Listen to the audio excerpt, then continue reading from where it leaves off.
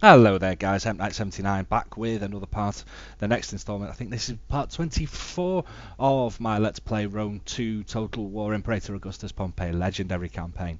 Now, same again guys, I think it's going to be part 23, 24 and 25 of this Let's Play. I do them as like a sitting, so I'll play for a couple of hours and just record as I'm going. And unfortunately with these 3 videos, I managed to record the audio from the film that I was watching, not the game audio or what I was narrating at the time. So again, apologies for that, guys. It is going to make this video a little bit boring to watch. So by all means, just have a skip through. You can see basically where I'm aiming. Now this video, still, we're at war now with Egypt. We're consolidating Spain, as we said before. We're moving everything. All our forces are sort of moving and bringing them all converged. The forces in Spain, I'm converging them in Nova Carthage, and then moving them over towards Africa to reclaim Africa and start pushing up against Egypt and try and get ourselves a bit of land there. So, well, if you can just see, so I ended on the last video at the end of the turn. We lost a settlement. We've had a rebellion at some point where Octavian's taken Genoa at the top of Italy. That is a concern for us. I don't want Octavian to be getting too strong and then to start taking territory in Gaul and Italy from us. That would be a disaster if that happens. So I'm not going to let him get too strong. Vie for peace with him, maybe a bit of trade. Try and get something at the moment to just keep him off my back while I clean up, consolidate again, rebuild, and then once I'm in a stronger position, I'll probably just slap Octavian, take him down, and then we'll see where we get on at that. Now, what you've got to look at as well in this part of the campaign is we have got sort of a non-aggression pact with Cherusci in Gaul, and we've got to our north and to our east, we've got Marcomanni and the Daco-Thracian Confederation. Now, these 3 factions, they're really strong and they're kind of interlinked. Marcomanni and Cherusci are allies, and I think the Daco-Thracians aren't allied with anyone, but I'm sure at some point they go to war with Antony. So all that area is becoming a serious problem to us. So we're going to have to be very concerned about what's going on there and sort of look to those borders to make sure that we're defending, we're ready in case they attack. So there's going to be quite a bit of diplomacy. I'm going to play through the diplomacy. I'm going to try and make sure that everybody around me I have non-aggression pacts with, basically securing my borders, and the aim is really one war at a time. So our war at the moment is Egypt. So we're going to try and finish off this war with Egypt, and once we've beaten Egypt, we can then look at another war. Say, okay, what can I use my armies for, and what land air mass can I grab at the moment? And this is how you need to approach your campaign, guys.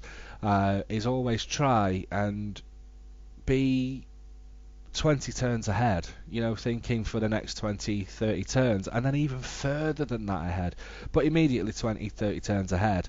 I'd try and say, right, that's what I need to do in this, and take a power block of land, consolidate. Once you've finished your land, turtle for a few turns. There's nothing wrong with turtling. I mean, people will skit you for it and complain, but you need to do it sometimes, because there's no point in just marching through and taking land and keep going. You're going to get revolts that you can't defend. You're going to get slums. You're going to get buildings that you can't get any use of. You're earning no money. You can't then feed your armies. And it has a cataclysmic effect on your campaign. Everything just starts to crumble and fall behind you. So take a massive piece of land, and you'll see me do this in these campaign videos, especially I think these 3 videos that I've messed up the audio on. You'll see how I sort of approach this philosophy of the campaign, as if you think of it that way. I deal one war at a time. I beat who I've got to beat.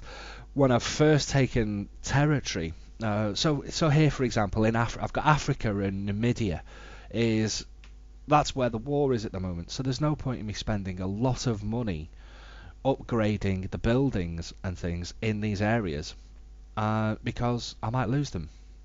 You know, and it's just wasted money. Whereas I might as well spend money in the likes of Rome, as you can see I'm coming over here. So as you can see in the video, I'm sort of pointing out, here's the Octavian problem and the Marcomanni problem that I'm talking about. So I've gone to the diplomacy straight away, and I'm checking with Cherusci. Okay, we're in good standing with them. We've got trade agreement with them, and you can see going through Gallia, Belgica, into Germania, Swabia.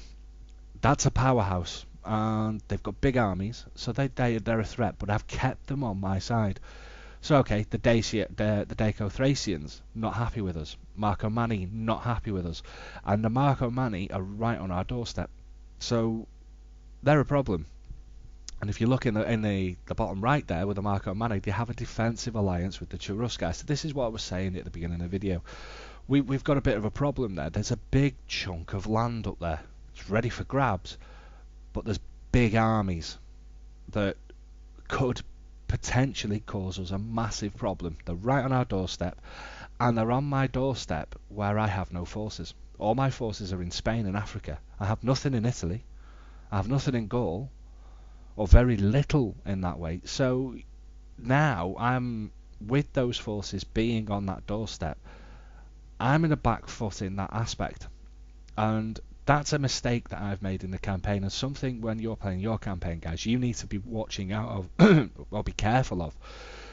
I've overcommitted everything into Spain. I've then moved everything from Spain and put it into Africa, and I've left Italy, Sicily, and Corsica and Sardinia totally wide open. Any army, Marcomanni could suddenly decide, you know what, Hemp Knight, we're going to smash into you, we're going to take Pompey, and they'll take the whole of Italy off me. I think I've got one little army somewhere. It's in Rome. There, as you can see, I've got a little tiny fleet blocking between Italy and Sicily. But look at what we've got there. As I'm scanning around, just have a look at Sicily and Rome, and you will see there is nothing there. And there's a big full stack of Marcomanni, and they don't like us. So, in hindsight, watching the video back and narrating over the video after I've recorded it, these are mistakes that I'm spotting that I'm making, and things that I'm going to have to correct as I go along. So just keep an eye on these kind of parts in your campaigns, guys. Don't allow yourselves to make that kind of mistake that I'm making, because the potential is I'm going to pay dearly for that. If you'll see anyway as the video progresses what I do and how I deal with this, because there's the Octavian. Now, as I was saying before, Octavian's got Genoa up in Italy, and that triggers me to build an army in Rome. So I managed to defend myself that way. Now here at the moment, all I'm doing is going through my armies yet again. I'm always checking my armies, making sure that I've got the best general in the army, I've got the best makeup in the army, they have the household that's needed. If you've got, for example, in Rome, I've got a general there that is doing nothing but recruiting, so let's make sure that his household has... So I'm going to recruit legionaries, for example. Let's get his household so that it gives me one that's bonus 5% or morale or melee attack for sword recruits. Brilliant, I'm getting a bonus. But then once he's recruited, and that's an army, then let's go for extra morale for all the troops. Let's go for extra armour for them, more money from looting.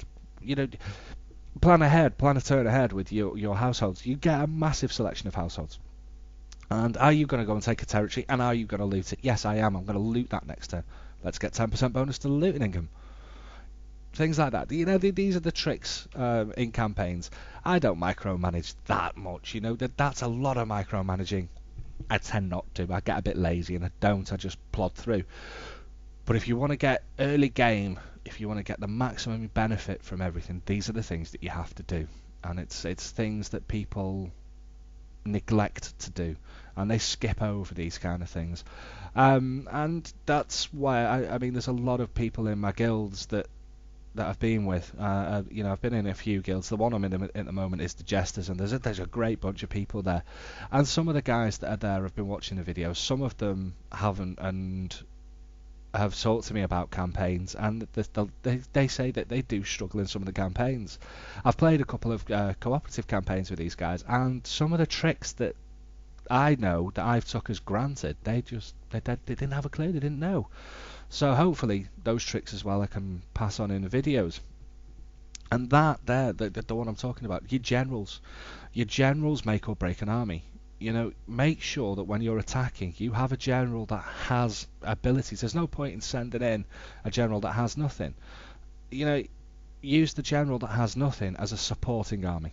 You bring him up close. That's another one that I used to do. I learned this one in Shogun. Attack with a main army, with a general, with his army. Sit another general in reinforcement range, and that general will get experience. He won't get as much as the attacking army, but he will get experience. And these are the ways that you level up your generals if you need to. If you need to level up your general quickly, move in with you. Give him a couple of troops and move in with your main army, and he will get support experience, and you'll get your generals leveled up.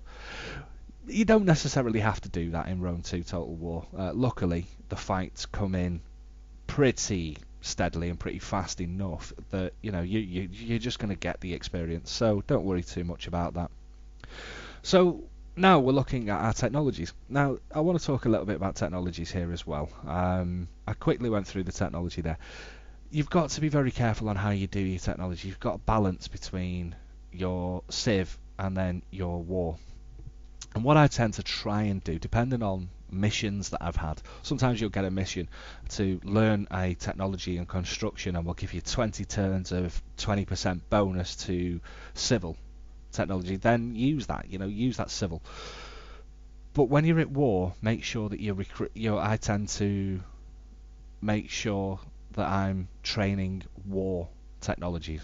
When I'm turtling and I've not really got a war, or I'm just defending, at the moment now I'm playing aggressive, but previously to this, as you probably saw in the last video or the video before, I consolidated. I knew I was going to lose Africa while I was dealing with Lepidus.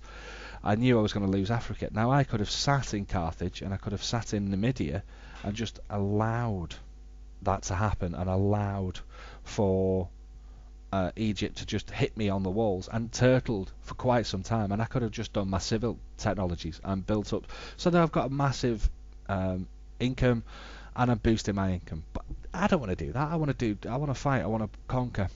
So I'm at war now, so I'm training military technologies. I'm making my troops strong. I'm making sure that when I'm recruiting, it's not costing me as much. When I've got big armies, they're not costing me as much to maintain. Once I've finished this war against Egypt, depending on how things play in the campaign, if I finish the war with Egypt and I've got no more wars, I'll switch immediately to the civil technologies and build up my income. So that's another thing for you to keep in mind. What's your current situation? Am I at war or am I at peace? If you're at war, train war. If you're at peace, train civil, build up. And hopefully those key things that I'm showing you there, like with your generals as well, as going back to that, your generals, you might find that you've got this 1-star general, but he's got -10 to the upkeep of armies, and you've got your massive major general sat with your army with no bonuses like that. So when you're at peace, switch the generals around. Doesn't hurt. If you go to war, you can put them back again. You can put your big powerful general. So it's all about micromanaging and doing these things that are key to the success of any campaign. And hopefully, unfortunately with the Pompey campaign, one thing I've noticed here is I've got quite through the campaign, I've not micromanaged properly. There's a lot of things that I've done, and I've done them sort of in a rush. I could have took a bit more time to properly build my armies, to study the troops a bit more. So there's little things like that I could have done. Now hopefully in my next campaign, the Mark and Manny campaign, I'm going to have to do those kind of things, because that is proving so far to be a very, very difficult campaign. And I'm looking forward to recording that one. I'm looking forward to beating it, really. Well, if I beat it. It's a big if. It's a difficult one. But this campaign so far with Pompey, as it's standing at the moment, and I'm getting very close to the I win phase. I'm a little unsure as yet whether or not I'm going to play the whole campaign through, or whether I'm just going to get it to sort of like the stage where I win and stop.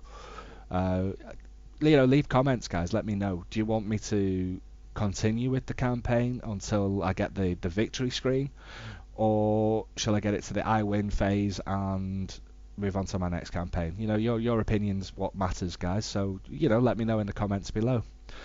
But what I'll do, guys, I'll let this video play out. I'm just uploading them at the moment in the current state that they are, but what I'll probably do is at a later stage, depending on how I feel. I'm a bit undecided at the moment. I just want to get the content out there for you guys to see what I did. I might end up merging sort of 23, 24 and 25 into one video and speed it up. I'm undecided yet, but at the moment I hope everything's okay. Just have a quick look through. You can see what I'm doing, how I'm moving. I do apologise that there's no narration here. But anyway, guys, I will catch you in the next video, and thanks again for watching. Please feel free to subscribe, hit that like button. Please, any questions or any comments, leave them or send them, and I will answer every question that you have. And thanks again for watching. Bye bye.